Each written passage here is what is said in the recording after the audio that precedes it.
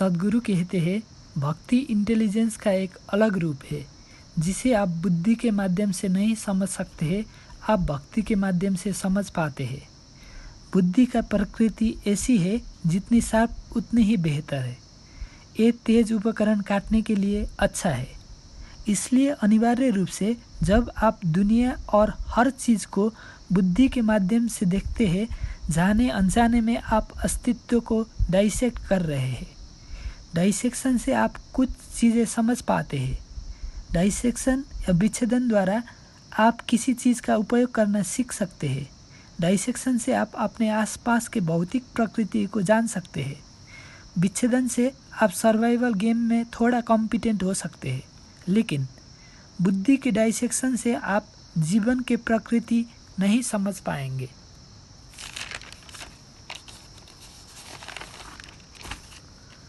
भक्ति शब्द का अर्थ है आपने खुद को विलीन करने का तरीका ढूंढ लिया है, यानी कि आपने अपने बुद्धि और स्मृति का उपयोग करके जो संरचना बनाई है, आप उन्हें विघटन करते हैं।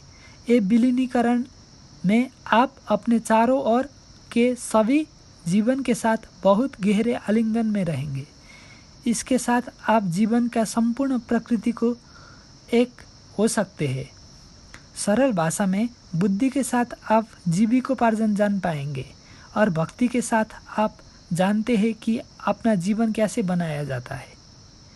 आप कुछ जानना चाहते हैं तो इसका एकमात्र तरीका ये है, आपको उसका हिस्सा बनना होगा। अगर आप महासागर को जानना चाहते हैं तो आपको समुद्र के नमक बनना होगा। यही एकमात्र तरीका है जिसे आप सब कुछ जान पाएंगे। इसलिए भक्ति यानी विलीन हो जाए और हर चीज़ का हिस्सा बन जाए, और हर चीज़ एक ही हिस्सा बन जाती है। आपके लिए भक्ति एक शानदार उपकरण है। भक्ति बुद्धि का तुलना में बुद्धिमत्ता का एक गहरा आयाम है, क्योंकि बुद्धि मेमोरी का बैकअप के बिना काम नहीं कर सकता है। मेमोरी का मतलब एक सीमित संभावना है। किसी के भी पास हर चीज़ों के बारे में मेमोरी नहीं है। हमारी मेमोरी एक सीमित बैंक है।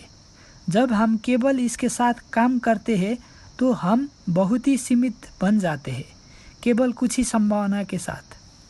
तो भक्ति ना तो केवल हम कैसे महसूस करते हैं इसका एक बहुत गहरा आयाम है, बल्कि अस्तित्व के ही बहुत गहरा आयाम है।